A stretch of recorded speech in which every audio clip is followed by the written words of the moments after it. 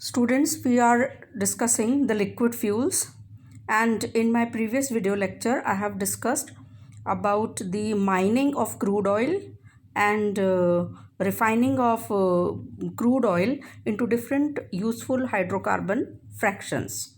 So today in this video lecture I will discuss about the liquid fuel, that is petrol, which is also called as gasoline. And we will be first taking up with the composition of petrol or gasoline. So this fraction, that is gasoline, is obtained between temperature range of 40 to 120 degree centigrade during the refining of crude oil, which we have already discussed. Students, यहाँ पे मैं आपको बता दूँ, इससे पहले वाले video lecture में हमने लिक्विड फ्यूल्स की माइनिंग पढ़ी थी, किस प्रकार से क्रूड ऑयल निकाला जाता है अर्थ क्रस्ट में से, और उसके बाद हमने रिफाइनिंग पढ़ा था कि इस क्रूड ऑयल की रिफाइनिंग करके और किस प्रकार सारे यूज़फुल हाइड्रोकार्बन फ्रैक्शंस को अलग अलग प्राप्त किया जाता है। और आज हम डिस्कस कर रहे हैं लिक्विड फ्यूल पेट्रोल, जिसको गैसोलीन भी कहते हैं। यहाँ पर पहले हम पढ़ेंगे कॉम्पोजिशन ऑफ पेट्रोल। तो ये जो पेट्रोल या गैसोलीन फ्रैक्शन है, रिफाइनिंग के दौरान ये हमें प्राप्त होता है 40 से 120 डिग्री सेंटीग्रेड वाली रेंज में। It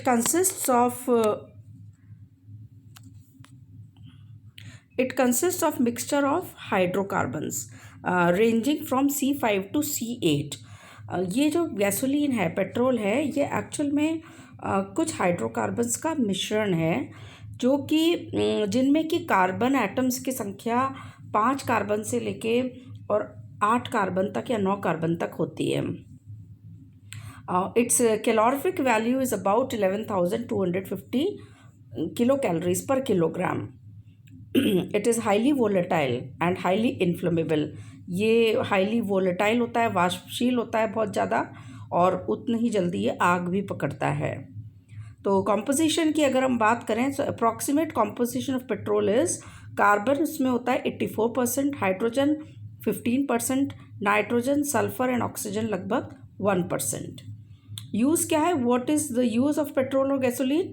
it is used in IC engines, internal combustion engines of automobiles and aeroplanes. Now we will be discussing the next part. Composition पता होने के, ज्ञात होने के बाद अब हम बात करेंगे अगले भाग की कि इसकी पेट्रोल की यील्ड को हम किस प्रकार बढ़ाएं, increasing the yield of petrol. So why it is necessary? What is the necessity of increasing the yield of petrol? We know that petrol which is obtained from fractional distillation of crude oil is not sufficient to fulfill our needs. Its demand in the market is very, very much high. So production of petrol is increased by 2 methods. जो fractional distillation से, refinery में crude oil के fractional distillation से हमें petrol प्राप्त होता है, वह काफ़ी नहीं है हमारी ज़रूरत को पूरा करने के लिए, क्योंकि मार्केट में भी पेट्रोल की बहुत डिमांड है। तो उसका जो प्रोडक्शन है पेट्रोल का, वो हम बढ़ा सकते हैं 2 तरीके से। First method is cracking, another is reforming. पहला है क्रैकिंग, दूसरा है reforming. So we'll first take up the cracking. What is cracking? The decomposition of bigger hydrocarbon molecules into the simple low boiling hydrocarbons of lower molecular weight is known as cracking. Cracking का अर्थ है कि जो बड़े hydrocarbon की chains हैं, जैसे C9, C10, C11, C12, इस तरह के जो हाइड्रोकार्बन्स हैं, उनकी लंबी श्रृंखलाओं को तोड़कर उसको उस रेंज में लेके आना, किसमें? C5 से C8, यानी कि जो पेट्रोल गैसोलीन की कॉम्पोजिशन वाला जो हाइड्रोकार्बन्स है, उस रेंज में उस बड़ी हाइड्रोकार्बन चेन को तोड़कर और छोटे में बदलना, इसको कहते हैं क्रैक करना या क्रैकिंग, जिससे कि हमें लो बॉइलिंग हाइड्रोकार्बन्स या लो मॉलिक्यूलर वेट वाले हाइड्रोकार्बन्स मिलते हैं, और वो ठीक उसी रेंज के होते हैं C5 से C8, और वो कहलाते हैं, उनका मिक्सचर कहलाता है गैसोलीन। एग्जाम्पल के लिए जैसे हम डेकेन लें, जो कि C10 हाइड्रोकार्बन है, C10H12, ये क्रैक होके हमें नॉर्मल पेंटेन और पेंटीन देगा। तो ये C5 हाइड्रोकार्बन्स का मिक्सचर है। इस एग्जाम्पल से क्लियर हो चुका है कि what is cracking. So now how to bring about cracking. Cracking is done in by two major methods. That is, one is the thermal cracking. Thermal. Next is the catalytic cracking. B is catalytic. So thermal cracking we means when we use high temperature and pressure to bring about the cracking. And by catalytic cracking we mean that we use the catalyst to bring about the cracking of higher hydrocarbons into lower hydrocarbons. Cracking दो मुख्य तरीके से होता है, एक को तो thermal cracking कहते हैं, दूसरा कैटालिटिक क्रैकिंग होता है।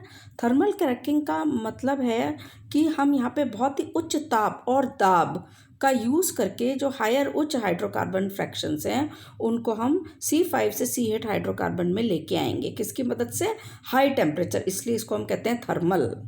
और जो कैटालिटिक क्रैकिंग है उसमें हम हायर हाइड्रोकार्बन को लोअर हाइड्रोकार्बन में बदलते हैं या क्रैक करते हैं कैटलिस्ट की मदद से, इसलिए इसका नाम पड़ा कैटालिटिक क्रैकिंग। तो जो थर्मल क्रैकिंग है वो फिर से it is of two types, that is thermal cracking is of two types. One is the liquid phase, other is the vapour phase. यहाँ पे मैं बता दूँ कि थर्मल क्रैकिंग दो तरीके से होता है, लिक्विड फेज थर्मल क्रैकिंग या vapour phase thermal cracking. Liquid phase thermal cracking का तात्पर्य है कि जब हम हाई टेम्परेचर और प्रेशर का यूज़ करके हायर हाइड्रोकार्बन्स को लोअर हाइड्रोकार्बन में बदलेंगे तो उस समय जो हाइड्रोकार्बन का मिक्सचर हमें प्राप्त होगा वह लिक्विड अवस्था में, द्रव अवस्था में होना चाहिए। Vapour phase hydrocarbon means when we convert the hydrocarbon fraction higher into lower, then the products which are obtained are in vapor phase. Vapor phase thermal cracking का तात्पर्य है कि जो हाइड्रोकार्बन्स उच्च हाइड्रोकार्बन्स हम क्रैक करेंगे और उनको हम लोअर हाइड्रोकार्बन में लाएंगे तो जो हमें रिजल्ट मिलेगा, जो प्रोडक्ट मिलेंगे lower hydrocarbon C5 to C8, वो वेपर फेज में होंगे, वो लिक्विड में नहीं होंगे। इसी तरह से catalytic cracking is again of two types, one is the fixed bed and other is the moving bed. By fixed bed we mean that the catalyst is kept at one place, it does not move, it is kept at one place. And by moving bed we mean to say that the catalyst also moves along with the higher hydrocarbon fraction. तो यहाँ पर catalytic cracking भी पुनः दो तरह की है, fixed bed और मूविंग बेड। फिक्स्ड बेड का तात्पर्य है कि जो कैटलिस्ट है वो एक ही जगह पे रखा हुआ है और वो हायर हाइड्रोकार्बन के साथ मिक्स होकर एक जगह से दूसरी जगह मूव नहीं करता। जबकि मूविंग बेड से हमारा तात्पर्य है कि जो कैटलिस्ट होगा वो हायर हाइड्रोकार्बन फ्रैक्शन जिसको हमें क्रैक करना है उसके साथ साथ एक जगह से दूसरी जगह वह मूव करेगा, इसलिए उसको हम मूविंग बेड कहते हैं। बेड से तात्पर्य यहाँ पे कैटलिस्ट जहाँ पे रखा जाता है, कैटलिस्ट से तात्पर्य यहाँ पे। सो we'll first start with the thermal cracking, that is cracking under the influence of high temperature and pressure. Now when a definition, we'll first see the definition. When cracking is carried out simply by the application of heat and pressure, it is called as thermal cracking, and it may be carried out either in liquid phase or vapor phase. So first liquid phase thermal cracking. Here we start with heavy oil. Heavy oil मतलब जो C10, C12, C13, C14 hydrocarbon fraction है, that is called as the heavy oil fraction. So heavy oil fraction is cracked at temperature range of 475 to 530 degrees centigrade and pressure is kept high, that is 7 to 10 atmospheres. Gasoline which is obtained, that is C5 to C8 fraction, is obtained in liquid state. And this is then separated from rest of the hydrocarbons in a fractionating column. So cracked gasoline has an octane number of about 70, that is it is of good quality, and the cracking gases like ethane, ethylene, propane, propene, butane, etc., after separation from each other, they are called as the petrochemicals, and again they are useful chemicals. So let me again repeat it in Hindi. पहले हम पढ़ते हैं thermal cracking. तो जब cracking high temperature और high pressure के द्वारा किया जाए तो उसको हम थर्मल क्रैकिंग कहते हैं। थर्मल क्रैकिंग दो तरीके से होता है, लिक्विड फेज और वेपर फेज। जैसे मैंने अभी आपको बताया था। तो सबसे पहले हम लिक्विड फेज थर्मल क्रैकिंग की बात करते हैं। यहाँ पर हम स्टार्ट करते हैं हैवी ऑयल फ्रैक्शन से, जो कि C9 C10 11 12 13 14 हाइड्रोकार्बन वाला फ्रैक्शन होता है। इसको हम क्रैक करते हैं हाई टेम्परेचर, जो कि होता है 475 टू 530 डिग्री सेंटीग्रेड, और प्रेशर जो है 7 से 10 एटमॉस्फेयर का मतलब है कि जो भी प्रोडक्ट बनेगा, जो भी गैसोलीन बनेगी, वो इतने हाई प्रेशर पे लिक्विड अवस्था में ही रहेगी और वेपर में नहीं बदल पाएगी। बाद में इस लिक्विड गैसोलीन को हम फ्रैक्शनेटिंग कॉलम की हेल्प से उसमें से डिफरेंट जो गैसेस हैं, इम्प्योरिटीज़ हैं, उनको अलग करके और हम गैसोलीन शुद्ध रूप में प्राप्त कर लेते हैं। जो क्रैक्ड गैसोलीन हमें मिली है उसका ऑक्टेन नंबर 70 होता है, जो कि काफ़ी बेटर है। जो इसके साथ जो क्रैक्ड गैसेस निकलेंगी, ethane, ethene, propane, propene, butane etcetera, वो उनको सेपरेट करके, और वो बहुत ही यूज़फुल पेट्रोकेमिकल्स की तरह, बाय प्रोडक्ट्स की तरह वो यूज़ में आते हैं इंडस्ट्री में। Now, second is the vapor phase thermal cracking. By vapor phase, we mean that the petroleum fractions of low boiling range, like kerosene oil, we start with kerosene oil. So these are heated at temperature is again high, that is 670 to 720, because it is thermal cracking, but pressure is very low, that is usually 1 atmospheric pressure. So gasoline we obtain, and it has again a good octane number, that is about 70. तो vapour phase thermal cracking का मतलब है जो petroleum fraction हम ले रहे हैं वो लो बॉइलिंग रेंज वाला लेते हैं। ज़्यादातर यहाँ पे हम केरोसिन से स्टार्ट करते हैं, हैवी ऑयल के बजाय हम केरोसिन से स्टार्ट करते हैं, और इसको हम हीट करते हैं। टेम्परेचर यहाँ पे उच्च ही रहता है 670 टू 720 डिग्री सेंटीग्रेड, क्योंकि ये थर्मल क्रैकिंग है। और वेपर फेज में इसको प्रोडक्ट्स को रखना है तो प्रेशर हम बहुत कम रखते हैं, यानी कि साधारणतः ये रूम जो एटमॉस्फेरिक प्रेशर है वही रहता है, वायुमंडलीय दाब, यानी कि 1 एटमॉस्फेयर। और गैसोलीन मिलती है जिसका फिर काफ़ी बेटर ऑक्टेन नंबर होता है, यानी कि 70। इस प्रकार अभी हमने इस वाले वीडियो लेक्चर में पढ़ा है लिक्विड फ्यूल पेट्रोल डिस्कस किया। सबसे पहले we have discussed about the composition of petrol. Then second topic we have discussed how to increase the yield of petrol, and for increasing the yield of petrol there are two methods. First is the cracking. Reforming के लिए I will discuss afterwards in next video lecture. So cracking means to convert the higher hydrocarbon fractions into lower hydrocarbon fractions, that is in the range of C5 to C8, and it is again of two types, that is cracking is of two types, thermal cracking and catalytic cracking. Thermal cracking is again of two types, that is the liquid phase thermal cracking and vapor phase thermal cracking. So in both liquid phase and vapor phase thermal cracking, temperature is very high, but only variation is of pressure, so that we obtain the gasoline in liquid state in case of liquid phase, and in the vapor phase in case of vapor phase thermal cracking. So this is how we bring about the thermal cracking. Now, if we discuss about the mechanism of thermal cracking, then it takes place through free radical mechanism. So free radical mechanism we have already studied, that it is a chain mechanism and takes place in 3 steps. So first step is the chain initiation step, where free radicals are formed. Second is the chain propagation, where the chain propagates, it moves ahead. And lastly, third step is the chain termination, where the chain stops, reaction comes to end. So we'll take with first is the chain initiation step, that is the chain beginning, how the chain begins, how the free radicals are formed. So for example, we start with nonane, that is normal nonane. We have taken nonane is C9 hydrocarbon, that is it contains 9 carbon atoms in the given hydrocarbons. So it forms free radicals, that is C5 free radical and C4 free radical. Then the chain starts to propagate, so it is called chain propagation.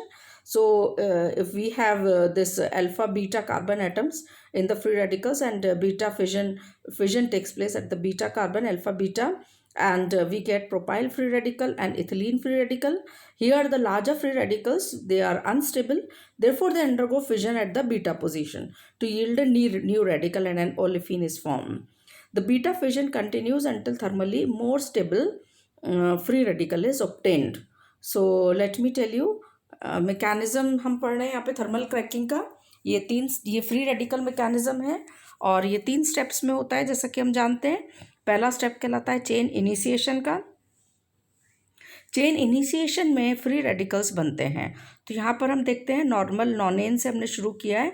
Nonane 9 carbon atom वाला hydrocarbon है जो कि 5 carbon और 4 carbon वाले free radicals में टूटता है। फिर ये फ्री रेडिकल्स आगे बढ़ते हैं और क्योंकि ये बहुत लंबे चेन वाले फ्री रेडिकल्स है 5 और 4, तो ये अपने छोटे चेन वाले फ्री रेडिकल्स में टूट जाते हैं। तो इस प्रकार सेकेंड स्टेप चेन प्रोपगेशन का है जिसमें कि 5 कार्बन वाला जो फ्री रेडिकल है वो 3 और 2 में बदलता है। 3 वाला प्रोपाइल फ्री रेडिकल कहलाता है और एल्कीन बनती है यानी कि इथिलीन। तो यह इस प्रकार जो लार्जर हाइड्रोकार्बन्स हैं वो अपने बीटा पोजीशन पर से फ्री रेडिकल उनमें फिजन होता है और फ्री रेडिकल्स बनते हैं नए, और ओलिफिन्स बनती है यानी कि इथिलीन या एल्कीन। जो बीटा फिजन है वो बढ़ता जाता है जब तक कि हमें मोर स्टेबल हाइड्रोकार्बन रेडिकल नहीं मिलता। फॉर एग्जांपल हम प्रोपाइल फ्री रेडिकल लें तो ये मैथिल फ्री रेडिकल इथीन में बदलेगा, और जो नोनेन है वो फिर से मैथिल फ्री रेडिकल से रिएक्ट करके और नॉनेल फ्री रेडिकल और मीथेन बनाएगा। तो इस प्रकार नॉनेल फ्री रेडिकल फिर से हमें हेप्टीन और एथिल फ्री रेडिकल देगा। तो इस प्रकार ये चेन चलती जाती है और हमें ओलिफिन्स भी मिलते जाते हैं और जो C5C8 वाले रेडिकल्स हैं वो भी प्राप्त होते जाते हैं। Now the third step is the chain termination. In the chain termination, small leftover free radicals they unite, they combine, like methyl combines to form the ethane. Ethyl free radicals they combine to form butane, and ethyl free radical and hydrogen free radical may again combine to form ethane. तो last step chain termination का होता है जिसमें कि आपस में Maithil free radical मिलके ethane बनाते हैं, जो एथिल फ्री रेडिकल से मिलके ब्यूटेन बनाते हैं, एथिल फ्री रेडिकल और हाइड्रोजन फ्री रेडिकल मिलके ईथेन बनाते हैं। इस प्रकार से जो लॉन्गर हायर हाइड्रोकार्बन्स की चेन है वो फ्री रेडिकल्स में टूटती है और हमें लोअर हाइड्रोकार्बन फ्रैक्शंस मिलते जाते हैं, और इस प्रकार हम क्रैकिंग से हायर हाइड्रोकार्बन से हम लोअर हाइड्रोकार्बन में एल्केन्स प्राप्त कर सकते हैं या एल्केन्स प्राप्त कर सकते हैं।